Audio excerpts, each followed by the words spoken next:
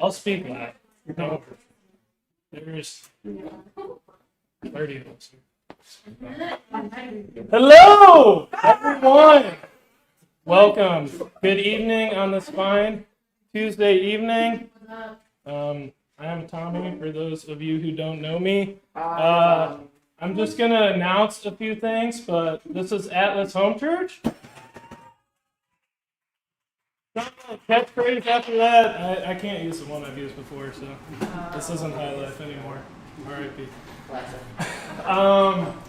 Yes, so if you're new here, we are an on-campus Bible study, not on campus, but we'll be actually meeting here once a month. This is actually part of my announcements. We'll be meeting here once a month all together. But outside of that, we're going to be meeting in two separate groups. I believe it's mine and Zach's cell group with Ellie's cell group, right? And then Ian and Audie's cell group in another group. And the reason being, obviously, because we want to be safe. We don't want to, obviously spread COVID or anything or stuff like that. But also, this is a good opportunity because if we want to have a future of splitting as a home church, this may be what it looks like. And so this is a good opportunity for us as a home church to step up, look to serve and love one another while we're in these smaller groups, and continue to maintain the unity that we have as Atlas Home Church. So that's kind of the reason behind that. Another announcement that I have, if you're going on our FST retreat, which is not this coming weekend, but the weekend after that, it's pretty much just, our church going over our finances. So if you consider this your home church, I'd recommend you go. It'd be a good time. It's at Beulah Beach. If you want to go, pay Jerry $10, right? If you're a student. If you're an adult, oh, okay. If you're a student, it's $5, and that's the same price if you're staying there, too, right? Okay. So $5 if you're a student, $10 if you're an adult, aka me. I'm an adult. So, and also we would normally have CT on Saturday, but wait, we still do. I'm just thinking FST this week. Yes, we do have our central teaching on Saturday. Normal drive-in style at the VFW down the street here. So that's a Saturday at 6. There's a live stream link if you can't make it. It's posted on YouTube, so check it out at 6 p.m. if you can't make it. I think that's everything for me. So Zeb and Zach are teaching for us. I didn't even mention that. I'm sorry. Zeb and Zach are teaching for us. We're going over the book of Daniel. They're going to be in Daniel 2, I believe, tonight. So, yes, Zeb. Get on over here.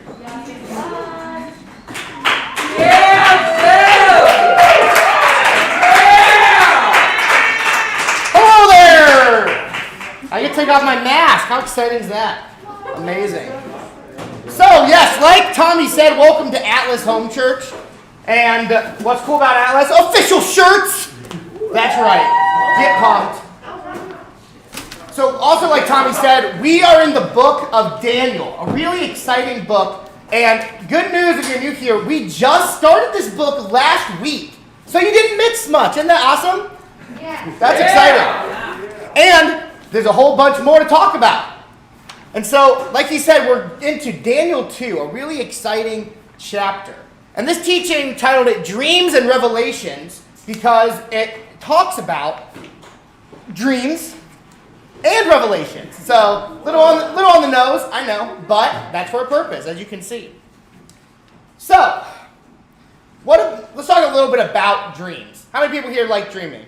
Who does dreams? A lot of dreaming. Audie hates dreams. Okay. Fair enough. Honestly, I've met people who only really have nightmares, so that's fair. So, in terms of dreams, I wanted to talk about one of my favorite shows. You probably haven't heard of it, but it's called Avatar: The Last Airbender. And Loki's looking at me like, I've seen that. I've definitely seen that. Like, good. So, in Avatar, there's this episode called Nightmares and Daydreams, where Aang, who is the last airbender, is getting ready to fight the Fire Lord Ozai. This isn't actually him, but this is his dream version. And every time he gets there, he barges down in his dream, gets to the door, and says, it's time, you're going down. And the first time, he forgets his pants. And then the second time, and each time he's like dressed in a different anime costume, which I really appreciate. So that's exciting. And in reality, Aang just needed a little bit of sleep. He just needed a nice nap, right? I think we can all relate to that. Sometimes you just need a nice nap, you know? But Aang's dreams didn't exactly represent the actual future. That was more of a concerning thing. He was more concerned about the future to come. But tonight, we're actually going to talk about a dream that did predict the future. A dream that predicted the future pretty mysteriously accurate, to be honest. And so that's what we're talking about tonight. But first, we're going to get into some prayer. So can I get one person to pray for me? Probably Cody. And then I'll pray, and then we'll get started. Yeah, Lord, we'd just like to thank you that we can all get together in person tonight, despite everything that's been going on with COVID. I really like to be praying, Lord, that Daniel can just be a really cool book that we go over this semester. And I really like to be praying that you could be speaking through Zeb and Zach as they do stuff Daniel up tonight. And I'd just like to pray that this semester can be full of a lot of cool outreach and a lot of cool opportunities that you bring to us. Mm-hmm. Well, Father, thank you so much for an opportunity just to get up here and teach about the book of Daniel. Such an amazing book. Really looking forward to just talking about Daniel 2 tonight and talking about how you really are a God that reveals things and a God who is here and who is active in the world today. So I thank you for that and really looking forward to just discussing this and having some cool discussion about it later. So we pray this in Christ's name. Amen. So, just in case you missed last week's teaching taught by my friend Ian and Logan, here's a little recap for you guys. The road so far. So, in Daniel 1, it talks about the title character, Daniel, and his three other friends, Hananiah, Mishael, and Azariah. And these guys were Israelites living in Jerusalem. And they were captured by the Babylonian Empire and then taken to Babylon. So if you don't know anything about Jerusalem, that was kind of a small rinky-dink town, all right? Not much going on there. But then they were brought to like this huge city like empire of Babylon. And so their life changed pretty drastically. In fact, they got renamed. They couldn't have their old Israelite names. They had to get brand new names that reflected this town, the city of Babylon. They had to learn whole new customs. They had to eat different food. They had to learn all of these things basically to become Babylonian. Because that's what the goal was of capturing these guys. They were pretty young at the time. So Babylon was going around capturing teenagers and kind of making them into Babylonians. And the one thing, though, with all the renaming, with all of these new customs, the one thing that these four guys did not do is they refused to compromise on their relationship with the Lord. They refused to eat food that was dedicated to other idols. And in fact, they even stood and said, can we please not eat this food dedicated to these idols, but instead, can you give us just some fruits and some vegetables?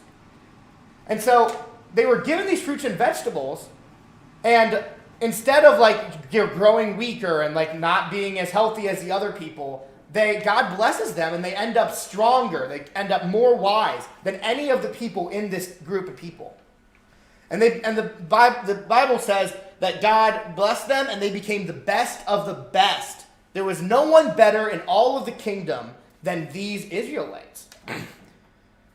And so that's where we are in this story. These guys are being trained up to become like the king's wise men and working in the palace. And on the other side of the coin, though, we have the events that are taking place tonight in Daniel 2. And so this is taking place in the palace where King Nebuchadnezzar slept not so soundly. Daniel 2, 1 through 3 says, in the second year of his reign, Nebuchadnezzar had dreams. His mind was troubled, and he could not sleep. So the king summoned the magicians, enchanters, sorcerers, and astrologers to tell him what he had dreamed. when they came in and stood before the king, he said to them, "I've had a dream that troubles me, and I want to know what it means." So basically, the king was having trouble sleeping, similar to Aang in The Last Airbender, in that one episode that I talked about. But when the Bible says that he was having trouble sleeping, this isn't just like, he just needed some warm milk and then off to bed with him.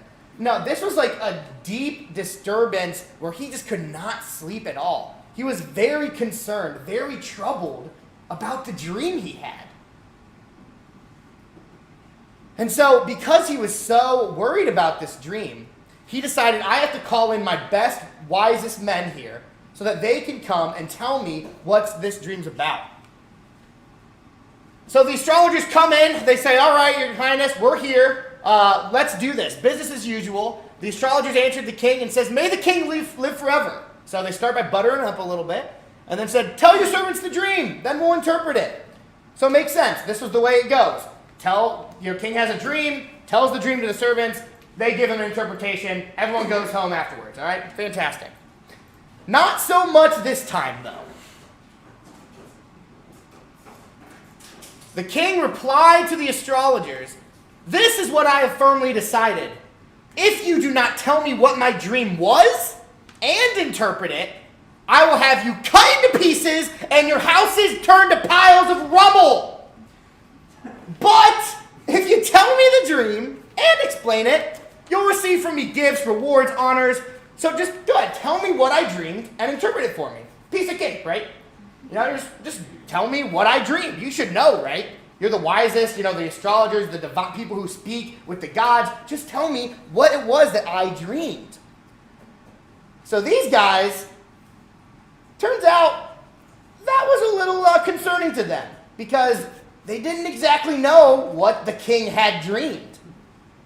But these guys are the wise men of Babylon, right? One of some of the best, most intelligent people around. They speak to the gods. They're the sorcerers, enchanters. They look at the stars and they get all this divine information. Surely they have an explanation. They have a way to continue this without any trouble. So what they say, "Let the king tell his servants the dream, then we will interpret it." So basically they're like, "Hey, can you please tell me the dream? Please don't make me guess." And these guys were pretty concerned because generally being cut into pieces and having your house burned down, that's a generally bad time, to be honest. I don't know if that's ever happened to you. It's honestly not the greatest time in the world. And so they're like, "Please tell us what your dream is." The king, though, he didn't like that too much. He didn't like their response. Then the king answered, "I am certain that you are trying to gain time because you realize that this is what I have firmly decided.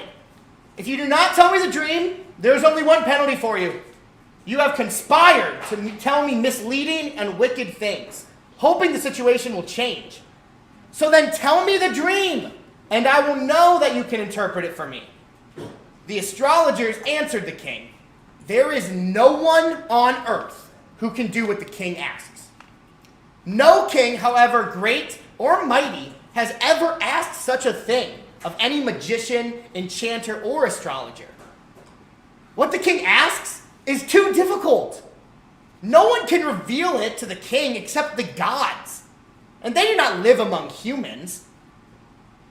This made the king so angry that, furious, he ordered the execution of all the wise men of Babylon. So the decree was issued to put the wise men to death, and men were sent to look for Daniel and his friends to put them to death.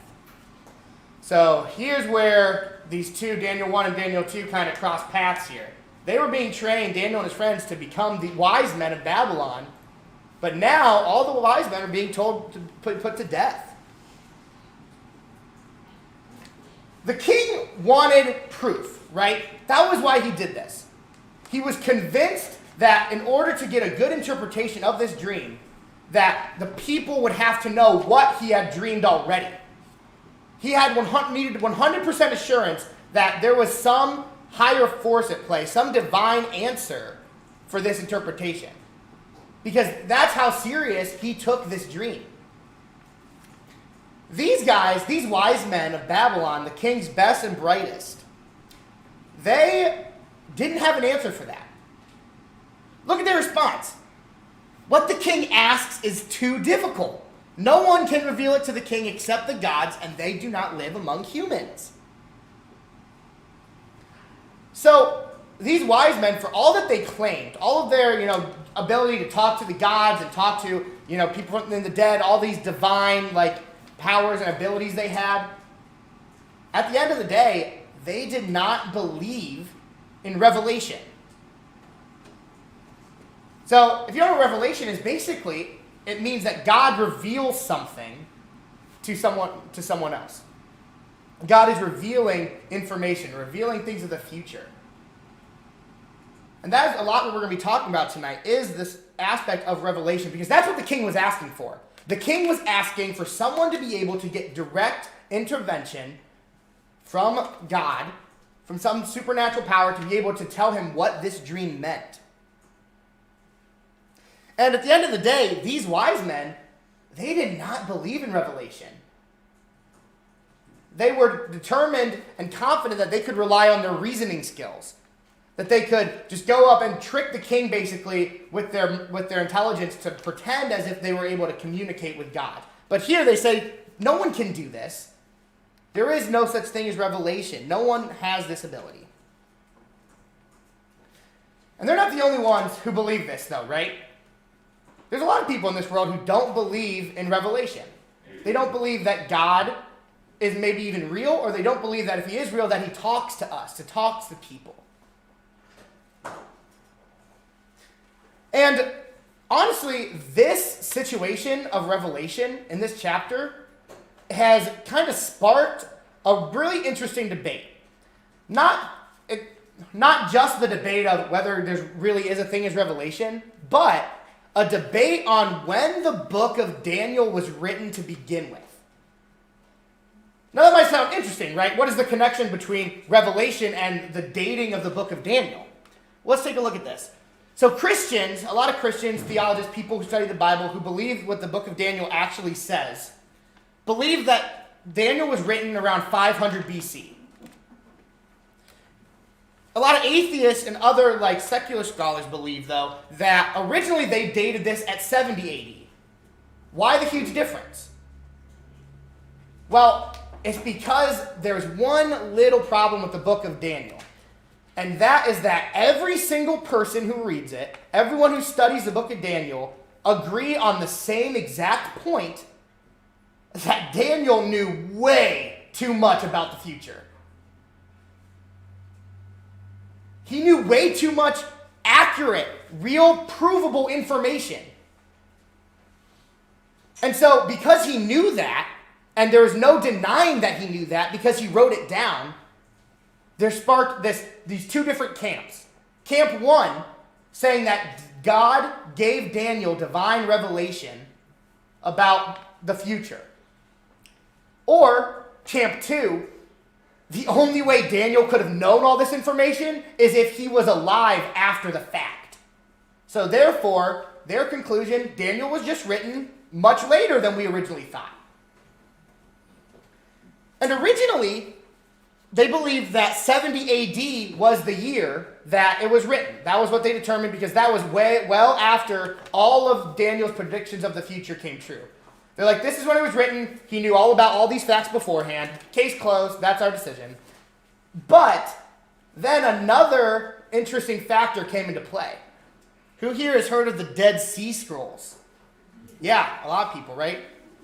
The Dead Sea Scrolls added another interesting layer of intrigue, because inside the Dead Sea Scrolls was pieces of the book of Daniel. And scholars, no matter how hard they tried, could not place the Dead Sea Scrolls any earlier than 165 BC. So they changed their mind. They said, okay, well, obviously the book of Daniel had to have been written before 70 AD, well before, 100 years before. And so they decided, okay, here's our new dating, 165 BC. That is the lesser of two evils, where we don't have to admit that revelation is real, but we can say that, some of these things Daniel knew about. The rest, he just kind of guessed. He's a really good guesser. So that's kind of how we'll land on that. So you might be wondering, though, so what about actual evidence about why they believed that this book was dated so late? What is the evidence? Well, here's one of the biggest reasons why scholars believe that it was written a lot later. Welcome to the Daniel late date reasoning chart, brought to you by Zebco. So, here is the Daniel late date. This is they decided it was dated later. Why was it dated later? Because there's no such thing as supernatural. Revelation doesn't exist. It's impossible. Okay, let's play scientific method. Let's ask some questions. Let's be scientists here. Put on your science coats.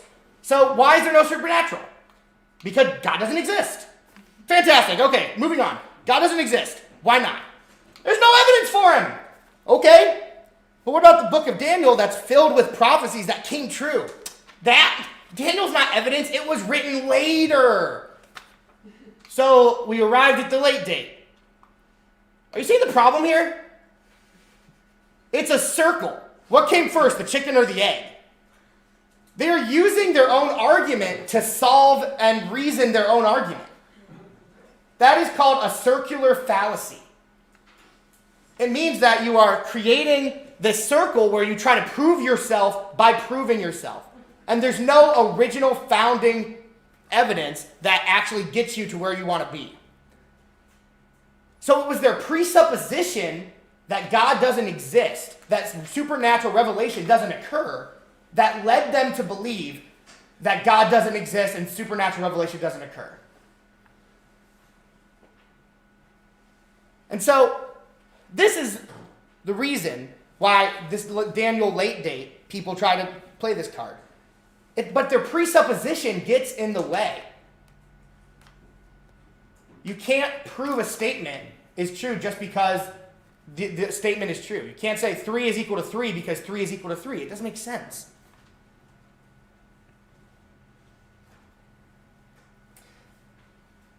So, we have this issue then, because if we're going to continue along the lines of, okay, maybe the late date isn't the most reasonable thing. So then are we moving on thinking and realizing, okay, so then the next solution is that God actually gave Daniel this revelation, right? So is there evidence for that? Well, there is. Continuing on in the passage. 14 through 18. When Arioch, the commander of the king's guard, had gone out to put to death the wise men of Babylon, Daniel spoke to him with wisdom and tact. I just want to pause right here to show that Daniel was like a guy that was very easy to get along with and also someone who was well respected in the Babylonian Empire already. Like this guy was sent to go kill him and like get his people to kill him. You typically don't listen to the people you're about to kill. But this guy did, which just shows what kind of guy Daniel was, that he actually probably cared and had a real relationship with this Arioch guy. And so because of that and because of their history, he was willing to hear Daniel out in the situation. But so Daniel spoke to him with wisdom. He asked the king's officer, why did the king issue such a harsh decree? Arioch then explained the matter to Daniel. At this, Daniel went into the king and asked for time, so that he might interpret the dream for him. Then Daniel returned to his house and explained the matter to his friends Hananiah, Mishael, and Azariah. He urged them to plead for mercy from the God of heaven concerning this mystery, so that he and his friends might not be executed with the rest of the wise men of Babylon. So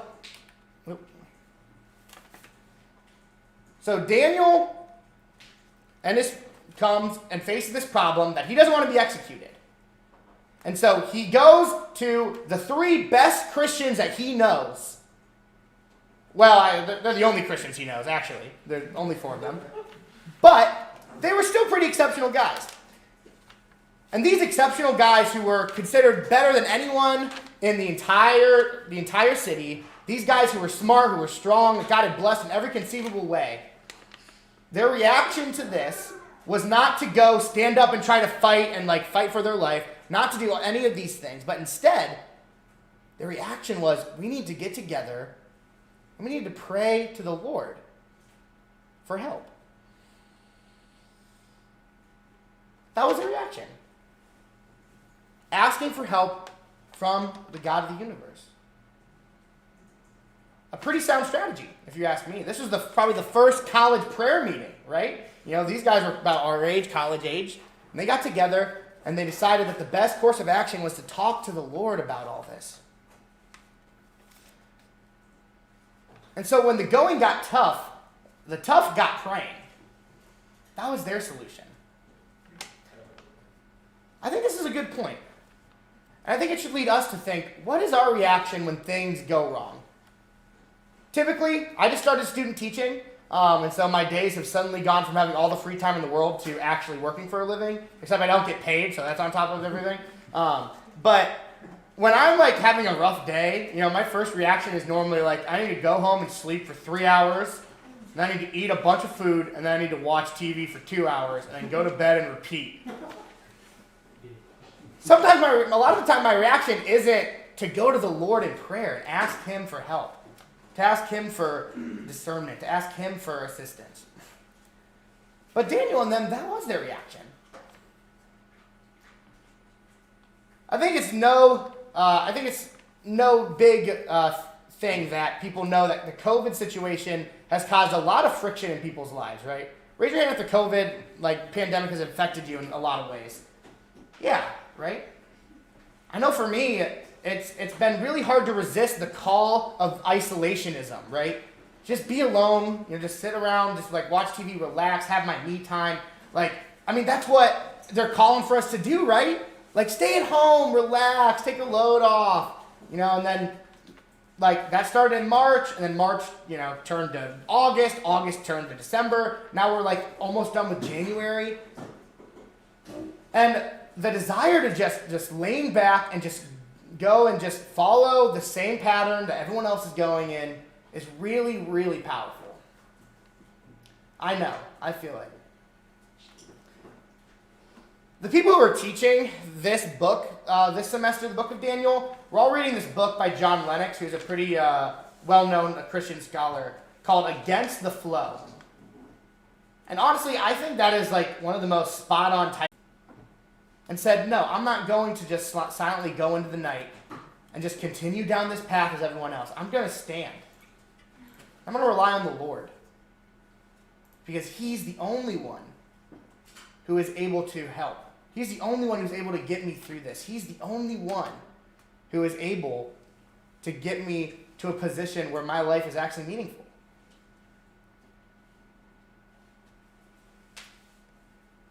And a lot of that starts with our prayer life. God wants us to talk with Him, wants us to get involved with Him, wants to hear what's going on. Because He cares about us. He cares about us so much.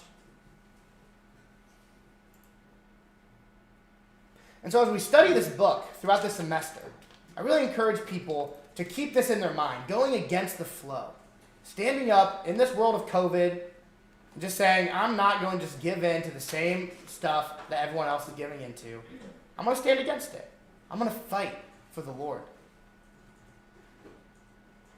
And when we do that, when we do fight for the Lord, when we take our struggles to Him, some really amazing things happen. 24 through 26 says, Then Daniel went to Arioch, whom the king had appointed to execute the wise men of Babylon, and said, hold on. There it is. During the night, the mystery was revealed to Daniel in a vision. Then Daniel praised the God of heaven and said, Praise be to the name of God forever and ever. Wisdom and power are His. He changes times and seasons. He deposes kings and raises up others. He gives wisdom to the wise and knowledge to the discerning. He reveals deep and hidden things. He knows what lies in darkness, and light dwells with Him. I thank and praise You, God of my ancestors. You have given me wisdom and power. You have made known to me what we asked of You. You have made known to us the dream of the king. So Daniel and his friends prayed, they asked for help, and what happened? God came through. We asked ourselves earlier, right, is there such a thing as revelation? The answer is a resounding yes, right here. God came to Daniel and gave him this revelation. That was all God.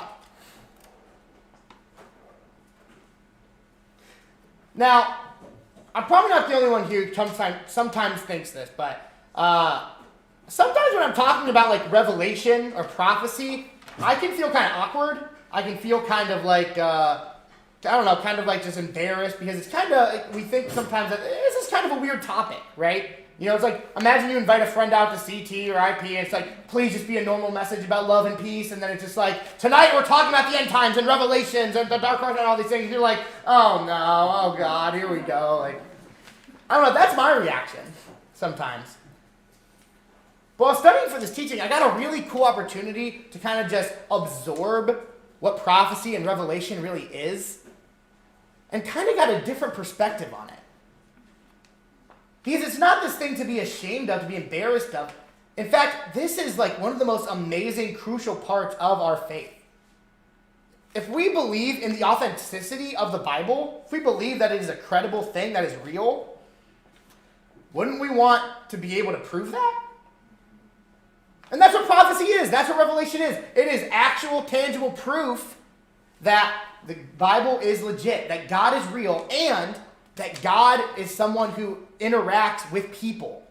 God is not just a silent observer. He is actually taking part in the world today. Like, not even just today as in Daniel, but like today, here, now. God does step in. He still does do these things. I can't tell you how many times there's been times where I've been really struggling with something. And then all of a sudden, I'm like trying to read something, or like I'm talking with someone, listening to a teaching, and then just in that moment, like they say something that really helps me or really strikes me. And I realize, like, wow, that's exactly what I needed to hear in this moment. That's exactly what I needed to kind of get back on my horse and go out there and love people again. So God is still working. He's still here today.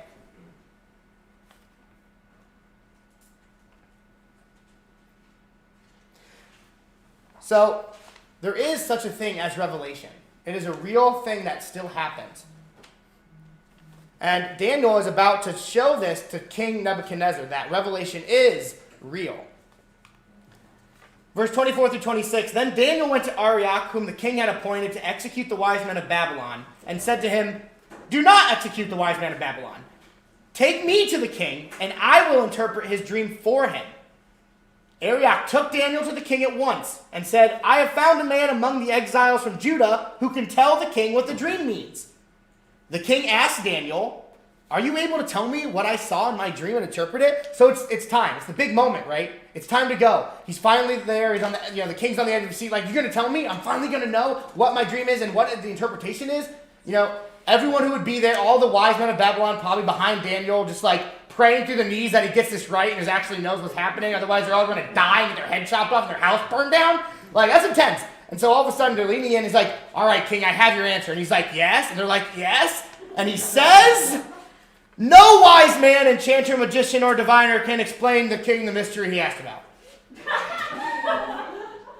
Okay, well, thanks for trying, Daniel. Kill all of them? Kill all of them now, please? Okay, that probably isn't what happened. I'm guessing Daniel didn't pause there, but I did for dramatic effect. Instead, though, he says no person can do this. But there is a God in heaven who reveals mysteries.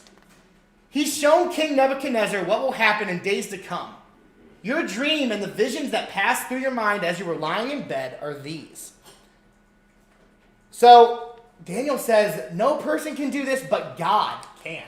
God can reveal mysteries. God does reveal mysteries. Isaiah 44:7 says, Who then is like me? Let him proclaim it. Let him declare and lay out before me what has happened since I established my ancient people and what is yet to come. Yes, let them foretell what will come. This verse is saying God is basically calling out to anyone who thinks that they have this supernatural power, anyone who thinks that they are actually a God. Go ahead. Tell me what's going to happen tomorrow. Tell me what's going to happen next week. Tell me what's going to happen in 20 minutes. Go ahead. I'm daring you. Come out and show me. And the answer God got to this was cricket noises. Nothing. No one appeared. Because God is the only person who is like God. The only person who can reveal these things. I also want to point out like how Daniel was super confident in front of the king here, which I think is pretty funny. He was like talking to Nebuchadnezzar, like, while you were in bed, laying down like a little baby, sucking on your thumb, God revealed great mysteries to you. Like, I'd be pretty intimidated to talk about the king in his bed in his jammy pants, like, honestly. But not Daniel. He was like, listen, man, here's what happened. While you were sleeping, here's what God was doing. God was working. Bold move, Cotton. See how it pays up. But, so, continuing on, verses 29 through 35. Finally, we have the dream. What is this dream that we've been building up to? As your majesty was lying there, your mind turned to things to come, and the revealer of mysteries showed you what is going to happen. As for me, this mystery has been revealed to me not because I have greater wisdom than anyone else alive, but so that your majesty may know the interpretation, and that you may understand what went through your mind. Your majesty looked, and there before you stood a large statue, an enormous, dazzling statue, awesome in appearance. The head of the statue was made of pure gold, its chest, arms of silver, its belly and thighs of bronze, its legs of iron, its feet partly of iron and partly of baked clay. While you were watching, a rock was cut out, but not by human hands. It struck the statue on its feet of iron and clay and smashed them. Then the iron, the clay, the bronze, the silver, the gold, they were all broken into pieces and became like a chaff on a threshing floor in the summer. The wind swept them away without leaving a trace. But the rock that struck the statue became a huge mountain and filled the whole earth. So there it is. There's the dream. Pretty safe to say there was no chance of any wise men guessing this dream, right? Probably not. It's probably not, top 10 like things that they thought this dream would have been about. But no wonder that the king took this so seriously, though, because, like Daniel says, this was revelation to Nebuchadnezzar about the future. All kings want to know about their future of their kingdom, of their rule. So no wonder he took it so seriously. He wanted to make sure without a doubt, 100%, that the interpretation was going to be correct. And so he concluded the only way to do that was to make sure that they knew the dream too, so that it proves that this was from a higher divine source. Basically, to prove that it was from God. So, we have statues and big rocks and materials and a lot of really interesting things here, right? But what does it all mean? What is the interpretation? That's what Zach's going to talk about.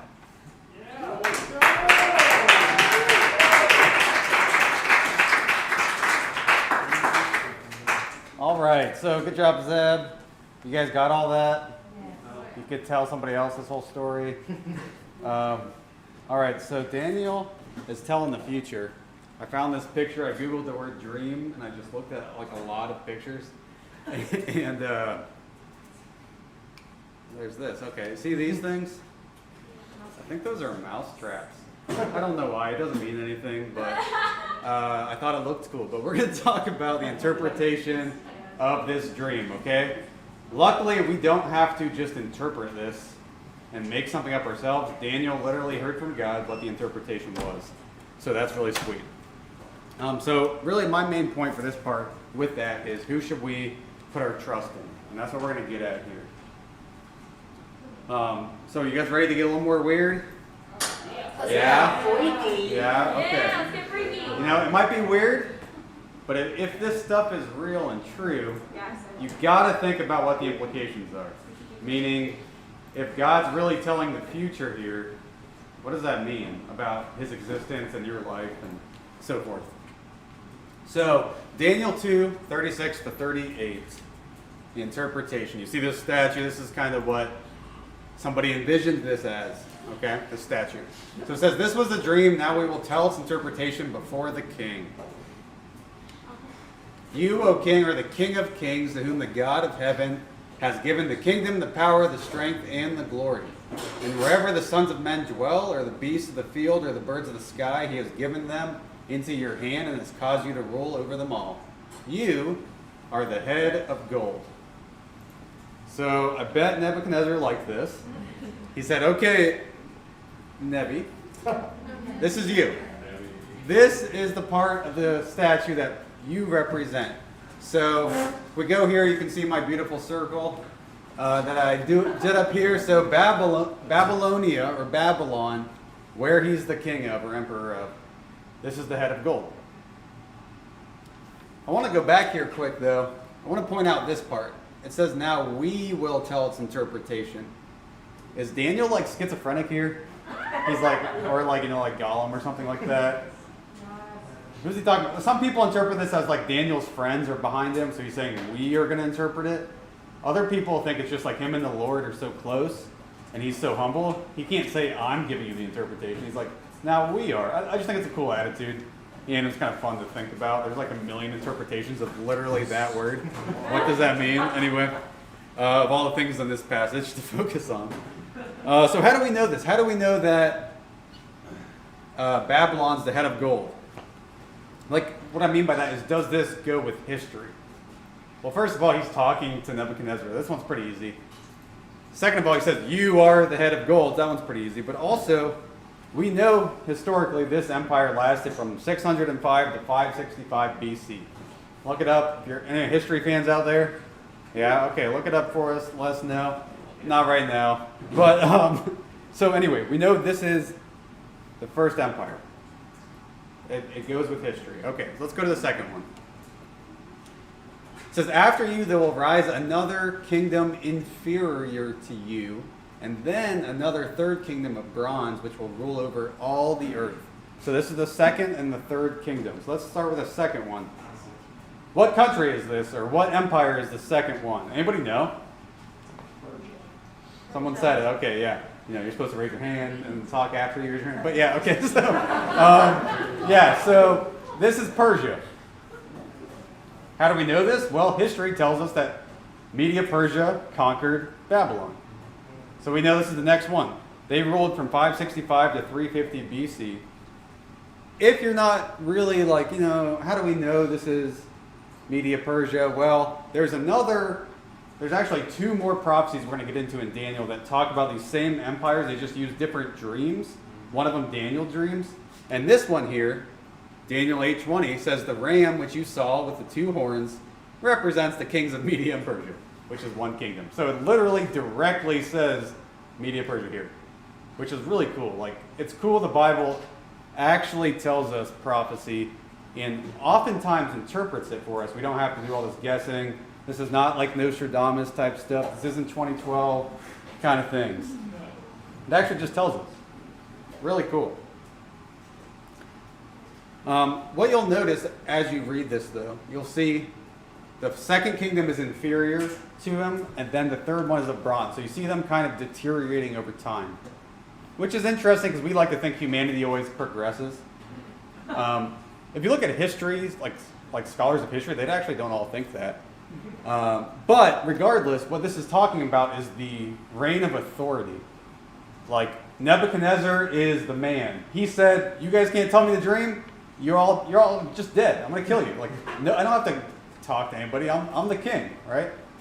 Later on, this becomes different. We actually see the Persian king Cyrus later in Daniel. He liked Daniel. He's like friends with him.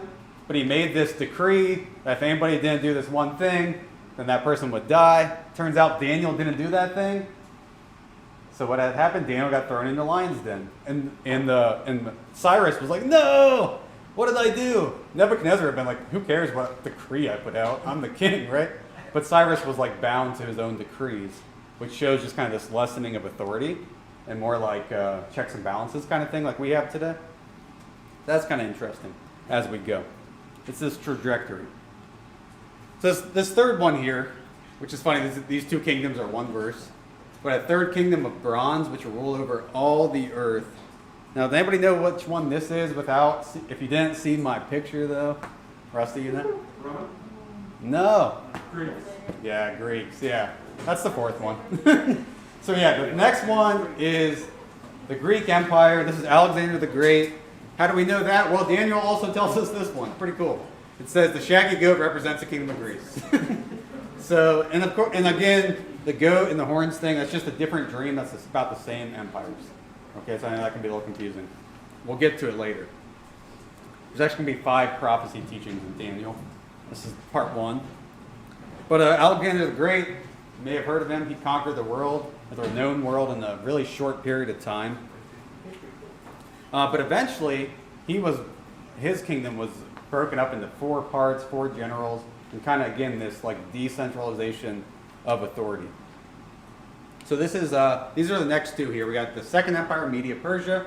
It's got the pointing to the chest area there. Then we got Greece with the bronze, and it has the verses there as well. So kind of going down, he's interpreting the statue as it goes down.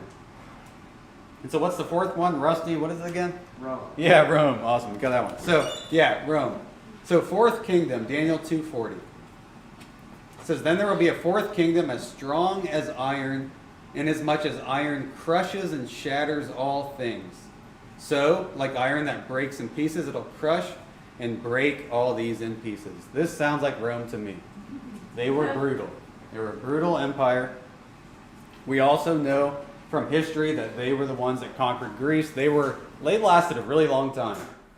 So I've written down here dates I found: 80 BC to 1100 AD. There's some wiggle room on the end there with different parts of Rome and whatnot, but it was a long time. They were an empire of brutality. They crushed the rest.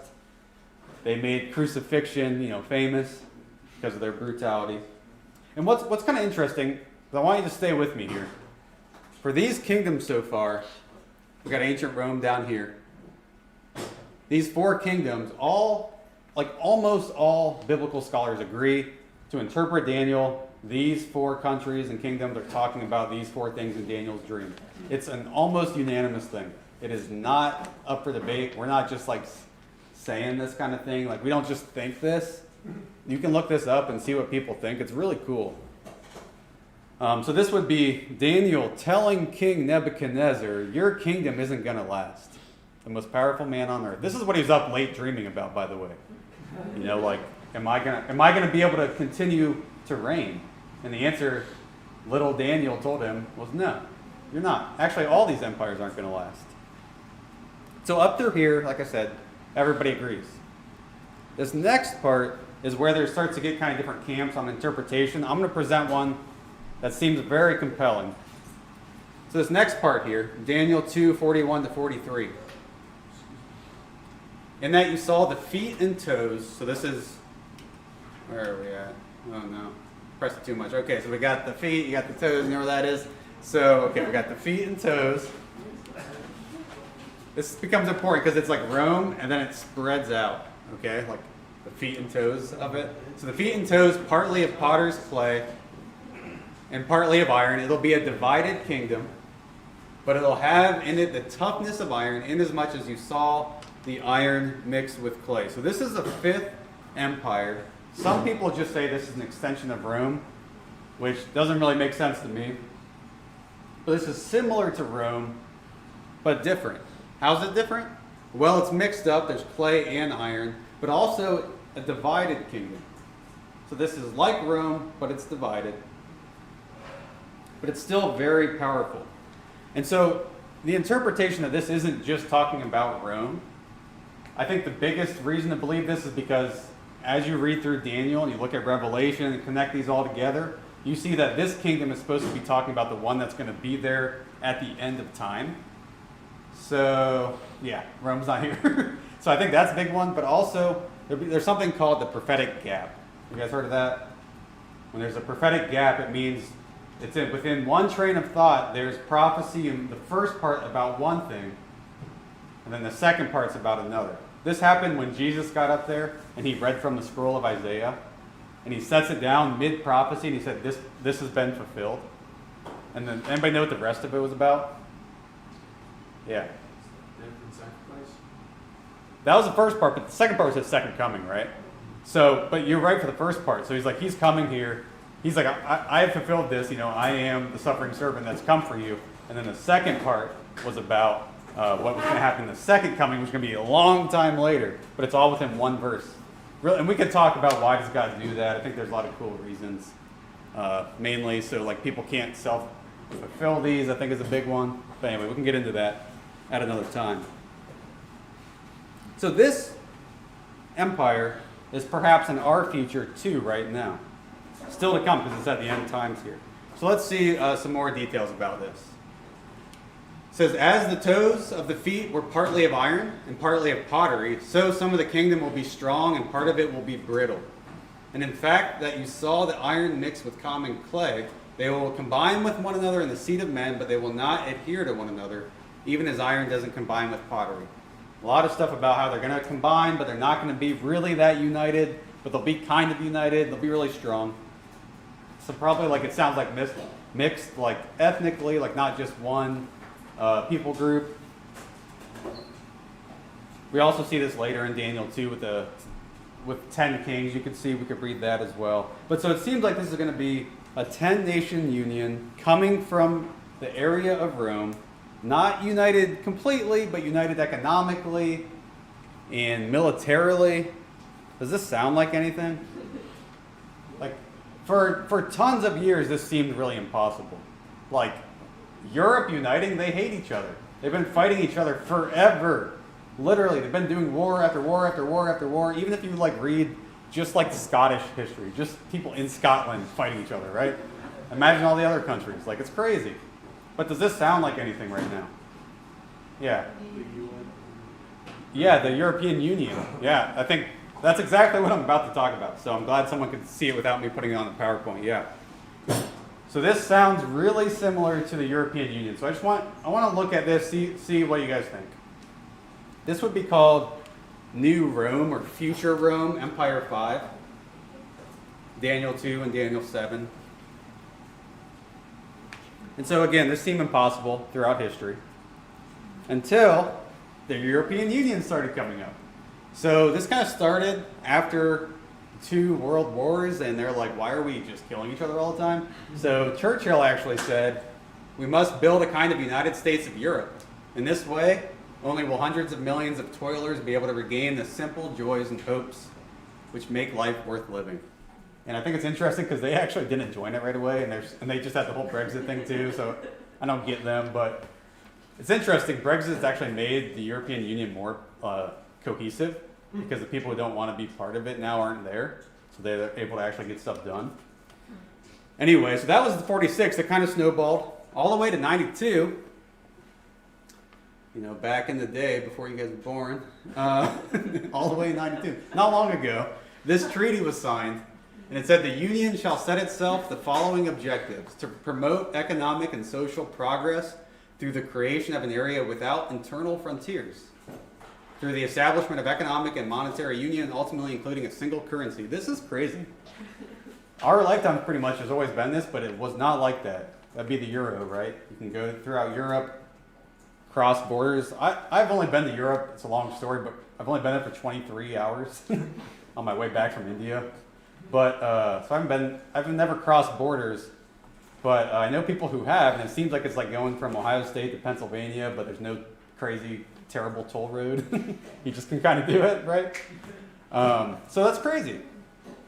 And there's also now this was just in 2017 from the BBC.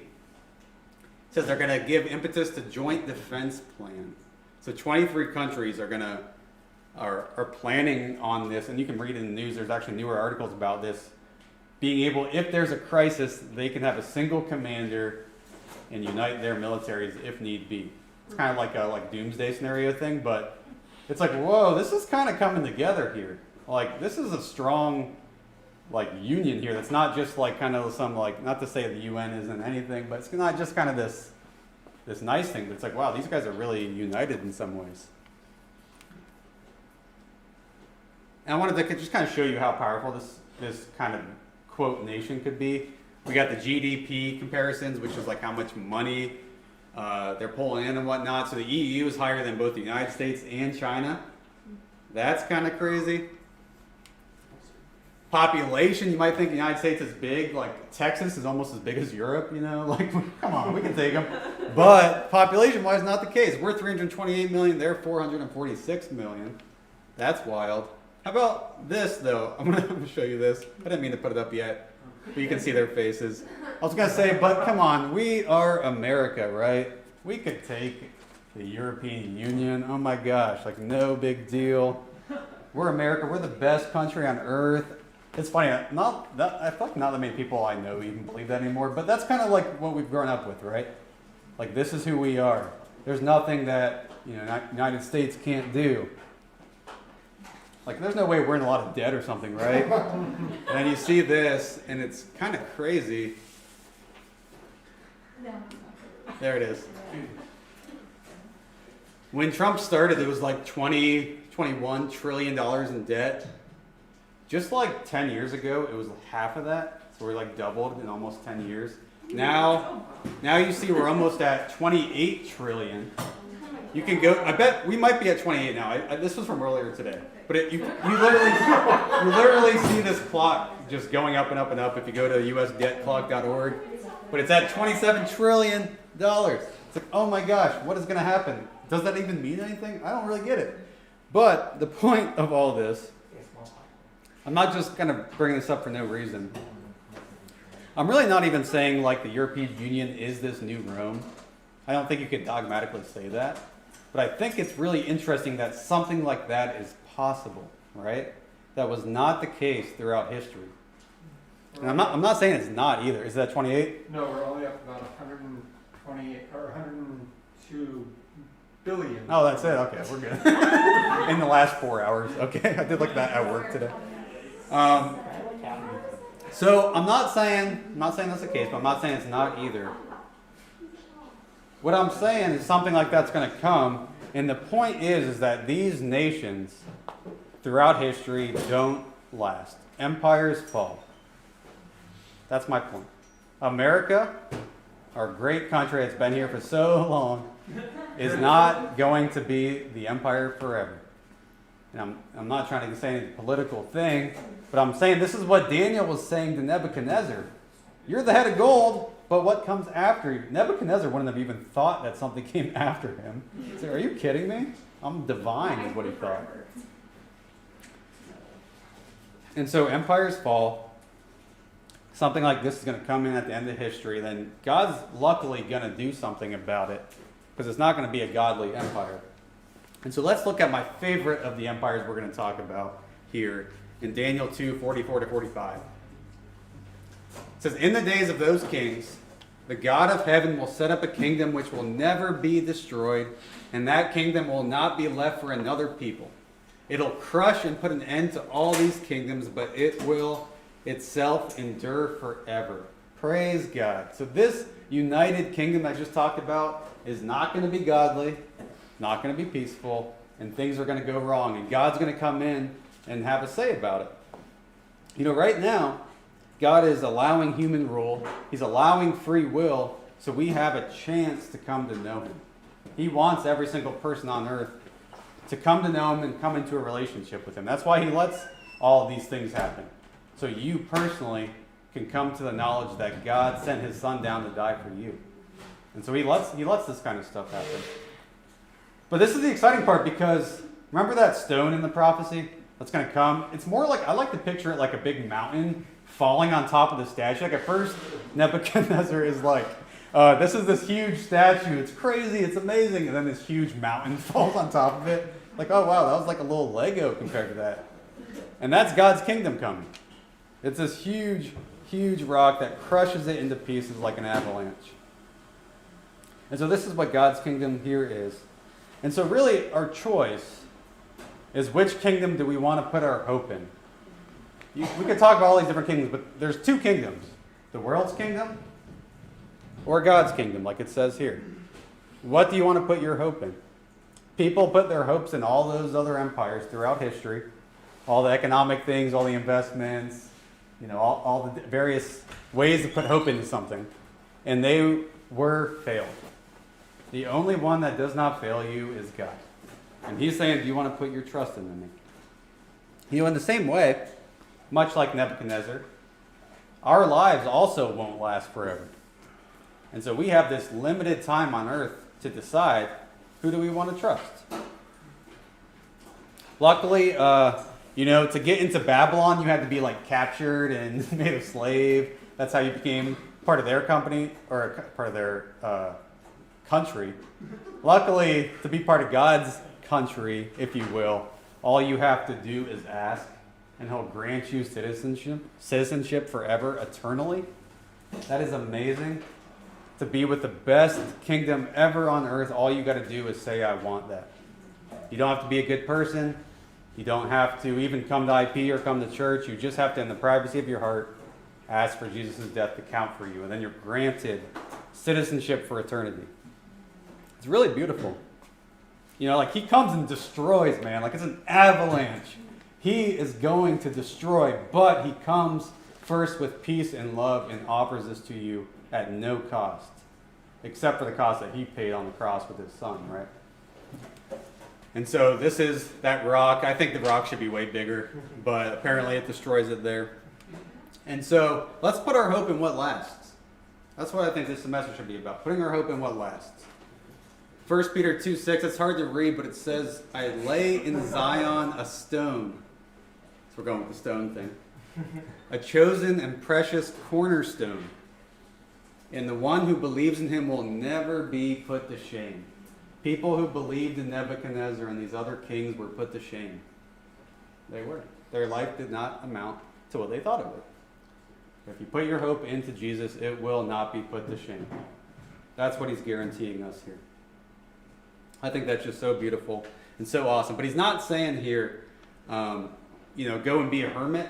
He's just saying God's kingdom is what's going to last. So put your hope there. It's not saying like, okay, quit your job, all that stuff, just go live on a mountain. But he's just saying put your hope in what lasts, which are people, relationships, and things that are going to last for eternity.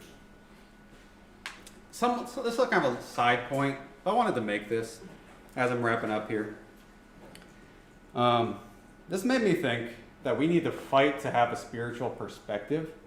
I was thinking about this because I had to Zeb and I had to study a lot to understand all this stuff, but it was really fun to look at the word and really enjoy it. And prophecy like that, really, when you understand it and when you're convinced this is from God, he's telling the future, it's really solidifying for your faith. It's like, man, this is not just some wishy-washy thing I'm believing with some Bible study or something that just is like a social club. No, this is the God of the universe speaking to us. This is solidifying. I don't know about you guys, but I'm not I'm not the most stable person in my feelings or my thought life. I don't know if you know that or you think that about me, but every 2 minutes I have some negative, crazy thought that I have to wrestle with, and it really comes down to, am I going to let those feelings reign, or am I going to trust what the Lord says in his word? And I was just really convicted by that, because it's really, really cool that we have the chance to not trust our feelings, but instead trust the word and what God says. Prophecy really has been showing me that. Praise the Lord, we have his word, I also think we got to have a sense of urgency this semester. This world's passing away. I think you guys have seen that with COVID and everything. I know a lot of people I was talking to, it's sad, freshman, sophomore in college. Put so much hope throughout high school. I'm going to go to college. It's going to be great. I'm going to have fun. We're going to party, all that. And then COVID came, and it's like, nope. There's half of it gone. You've been sitting on your computer, plagiarizing this whole time. And it's like, wow, that was great. Sorry. But my point is just are you going to put your hope in these other things that aren't going to last? These things that you thought were going to be so great, or do you want to put your hope in something that will and that you're not going to be put to shame like that passage says? And same thing with the sense of urgency. If other people are going through that, we should have this sense of urgency to rescue people out of the sinking ship too. Our country is crazy right now, and no political change is going to change all that. And why not instead offer them something that really does matter? So, just to sum up here, what we talked about. Zeb was talking about how God really does reveal himself. We see that. We should not back away from that. We should offer these kind of proofs up to people confidently, because God tells us the future and it's beautiful. We should go against the flow like Daniel. We can go against the flow, not just kind of go with the flow and let things happen, but instead take an active approach in this messed up world and show people the God who loves them and show them what he's all about. And then lastly, the world's empires won't last. Put your hope in what actually will, which is the Lord and his kingdom. So that is what we have tonight.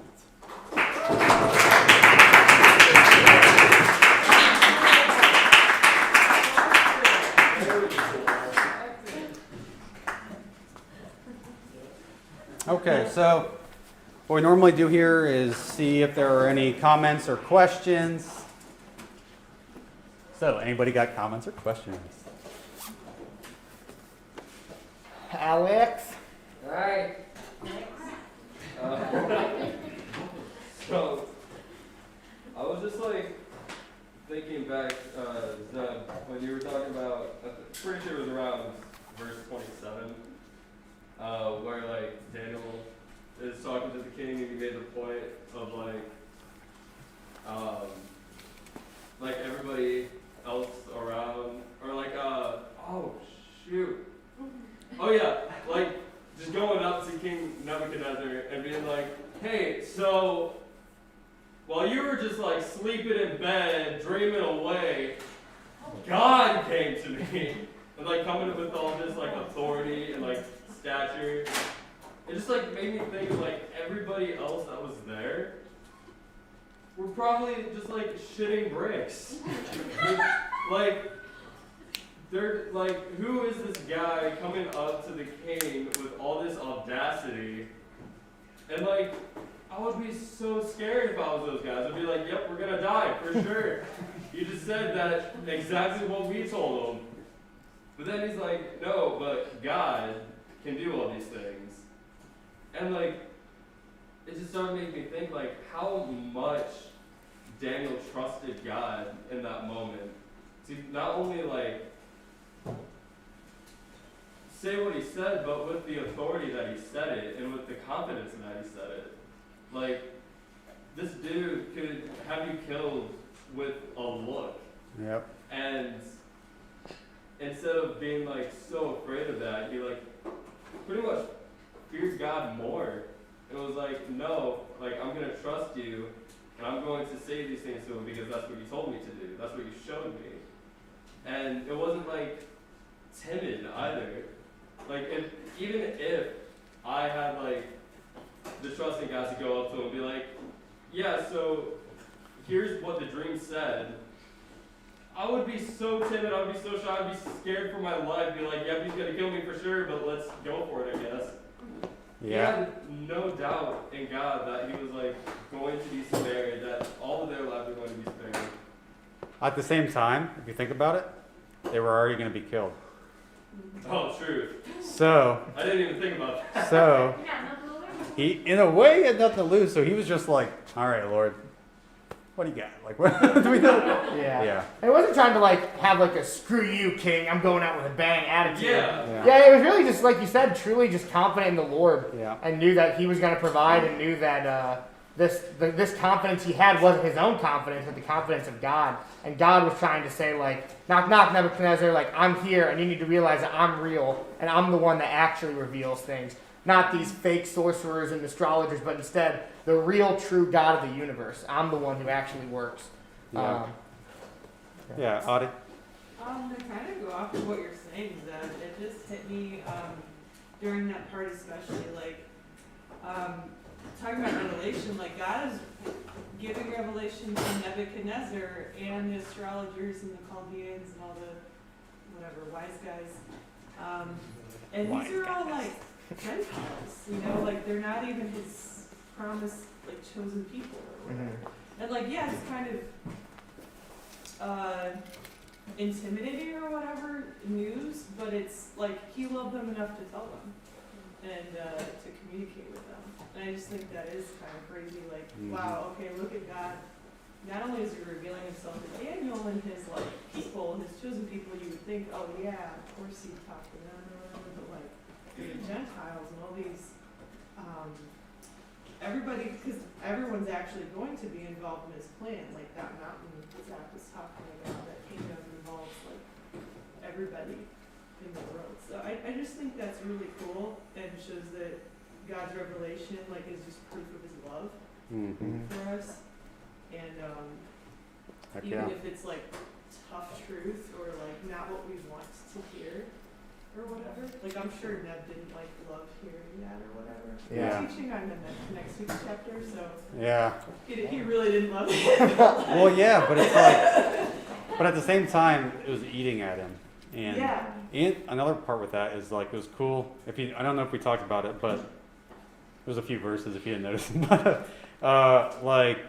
Daniel also saved all those magicians and sorcerers, like people who were very like the opposite of godly, and he still saved them. He went out of his way to do it. Actually, pretty yeah, cool. people who are involved in this system of fear, like Ian was talking Yeah. about, and like caught up in it, God had compassion on all those people. Yeah. I just think that's so cool. Sarah, I saw your hand a long time ago. So you go first.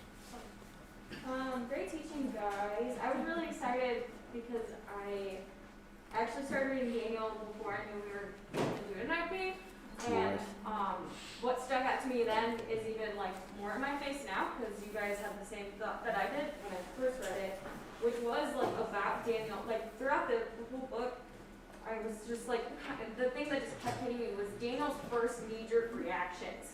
Like every time he is like faced with adversity, like especially here where he's like about to get killed, like it's not to give up and like do things on his own or like try to weasel his way out. Like he just goes straight to the Lord and to his friends and the people that care about him. Yeah. And like it just like really hit a chord with me of like, do I do that? Like am I running to the Lord with I mean, I don't face death every day. I've never done, like, no one's ever tried to kill me. So it's like if Daniel could do that and run to the Lord when he's facing something so terrifying like that, like, why can't I do that with, like, the small things in my life? Like, work, school, relationships. Like, it's just, like, the whole I once read a book where, like, literally it was all about these huge comparisons of like the worst things in history, and it was like, well, why can't you? If these people could do this, why can't you? It was basically like the whole point of it, and I feel like I love a lot of these stories like this because it's so true. It's like if Daniel can run to the Lord when he's facing death, like why can't I just say yes to and follow him on these small things in my own life? Yeah, that's a really good point. Good stuff. Oh my God. Oh boy. All right, Henry. Yeah, so one put up in this region, but something I noticed throughout the Old Testament in the Bible is that God has these really weird like dreams or like visions that he gives to these kings, whether it be the Pharaoh in Egypt, Yeah. with Joseph, or here with Nebuchadnezzar. And it's something that's just so interesting is that how he grants these visions. It's like all these other dreams and stuff, like you could just have a normal dream and it's like whatever, yeah, okay, I'll just do the normal thing. But these dreams always like tend to be so disturbing or so like offsetting, like something unnatural that, every time they seek for true answers. And, every situation here, it's like, no, I don't want something that's just kind of like, phony. This is something that's like truly different. They want to actually hear what that truth is. I don't know. I know a lot of times God, will set things up for his plan to go through. Are these like visions specifically set up for Daniel, for Joseph? Like, what's your input on that? Like, did God give this dream to Nebuchadnezzar on purpose? Is that what you mean? Yeah, I mean, obviously, he gave it to him, but it's like, why did he do it the way he did? That's a good question. I can't say for sure because it didn't tell us. But I think there's a lot of interesting things you could think about. I do think he purposely gave Nebuchadnezzar that dream, and purposely, you could think about this all the way back to Daniel getting captured and enslaved. Daniel could have been like, what the hell, God? And God's like, I got a plan for you. And he's like, yeah, being a slave, great.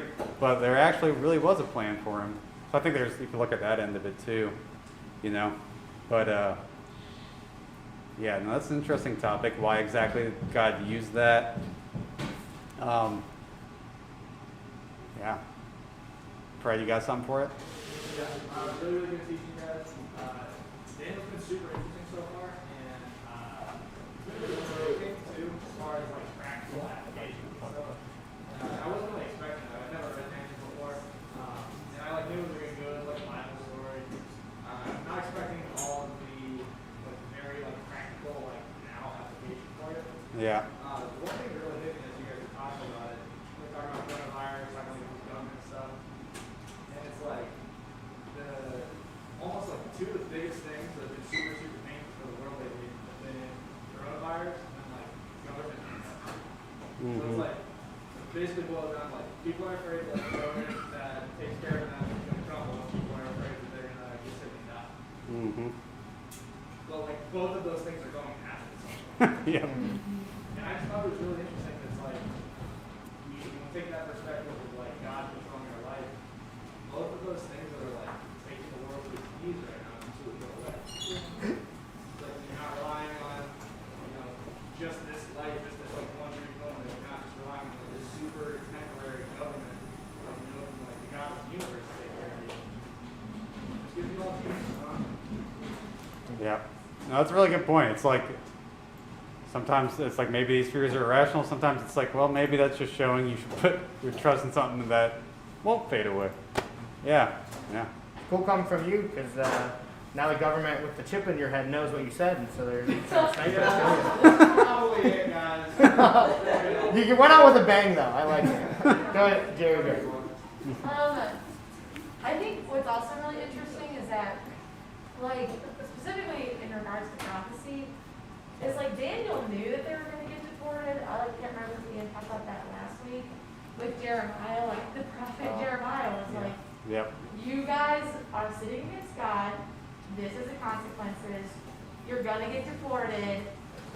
Be prepared. And then like the famous Jeremiah 29 or whatever verse where he's like, I have a plan for you.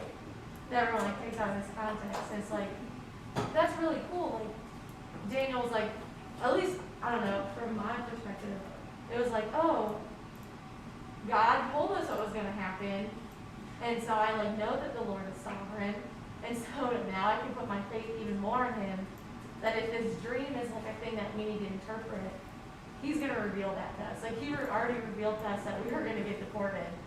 So he's there for us now, and I think that's a really cool thing. And that's why I really like prophecy also, because it is proof that God is actually working in the history timeline. He's outside of it, and he controls it, but it's also that I can trust him and that he knows what he's doing, and that he's a good God. Yeah. Talking about how Jeremiah interacts with this is really cool.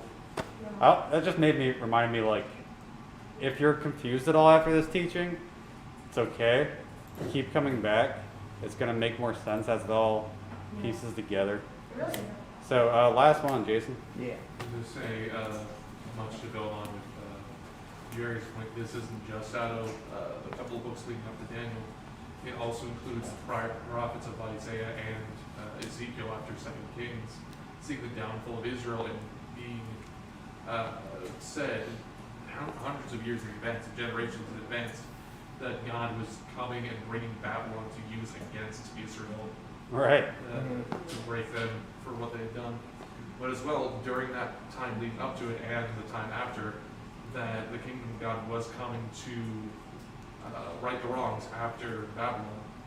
I'm not sure if it's in Ezekiel or Isaiah talking about the yoke of Babylon being harder after resistance or what have you. But then even more so, the destruction being brought against Babylon because of being used for such a purpose. So just interweaves for several books. Isn't that freaking wild? God's okay, if you don't do this, Babylon's gonna take over. Yeah. Babylon does. Well, it's kind of not the best fulfilled prophecy, but it was fulfilled prophecy, and that just kind of keeps happening over and over. It's amazing. Isaiah was right. Yeah, it is amazing, man. Very cool. Yeah, God gives warning after warning after warning that this was going to happen. So it wasn't just a suddenly God was like, I feel like this. It was like numerous. Like if you read the Old Testament and go through it, you kind of get annoyed with how much He even says it over and over again. Yeah. That like you're like judgment is coming for these sins that you've turned against me and things like that. So. Leaving that, they give him something opportunity for repent. Yeah. But yeah, thanks guys. So we're gonna go ahead and pray it down. So I can start, and then anyone can go, and Zach can finish up. But yeah, Lord, I just thank you so much for an opportunity to get up here and teach Daniel 2. It's such a cool book, such a sweet thing that you give us revelation that you're alive and active in the world even today, Lord. You want us to know that you're there. You want to show who you are, and that's just really beautiful. I thank you so much for that. I just want to just pray that you just continue to reveal yourself to maybe anyone here who doesn't have a relationship with you, and show them that you really are like the God of the universe, the God who does reveal things, and God who's there and loves everybody. And so I pray for that. I pray for anyone who doesn't have a relationship with you, that this would be something they think about. They see this evidence, they see the prophecies and the revelations that you provide, Lord. And I pray that they at least want to have a discussion about this to just see that we're not just make things up as we go or anything, but it's a very real, very tangible, proof-driven thing. So I just thank you for opportunity to get up here and teach with Zach, and just pray for the rest of the night that we have a fun time hanging out. Mm-hmm. Lord, I just want to thank you that your kingdom is here now.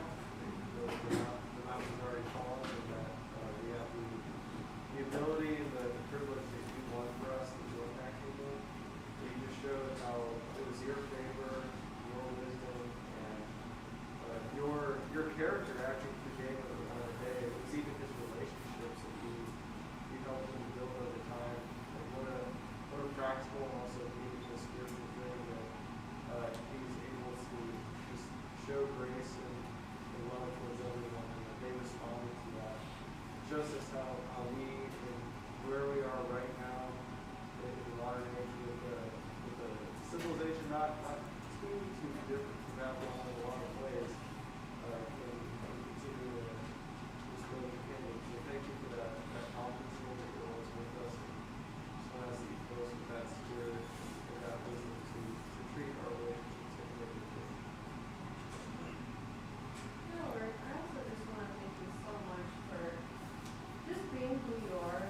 Like, you're still super awesome, powerful, very wise and loving God today as you were back then. And I thank you for Daniel. It's like a super cool story. I'm so excited to continue going through it. And I just want to thank you that we have you. Thank you for giving up your son to die for us so we can have a personal relationship with you. And like it's really cool. Regardless of what's going on, we can put our faith in you. Like Sarah said, and so many other people, like we can run to you. Like you're always there. And I just really want to thank you for your love and for how much you care about us and you love us unconditionally. Yeah, Lord, thank you. We could all get together as a home church. Thank you for a place to be. I thank you for dying on the cross for our sins, giving us a chance to enter your kingdom and start like eternal life now into forever. Super cool. I just thank you that we're not crazy to think that the world kind of sucks. And you're telling us, yep, I got something better for you. So I just pray we trust you on that and invest in things that are going to have a, eternal, internal compound interest like we were talking about on the retreat. And I pray this semester would really be fruitful, that we could go out and meet people who are lost and lonely and who need to hear your message of hope. So I just pray for those people that we don't know yet, and pray for this meeting in smaller groups situation. Pray that that's a fun time. And just thank you for what you've done, Lord. Amen. Amen.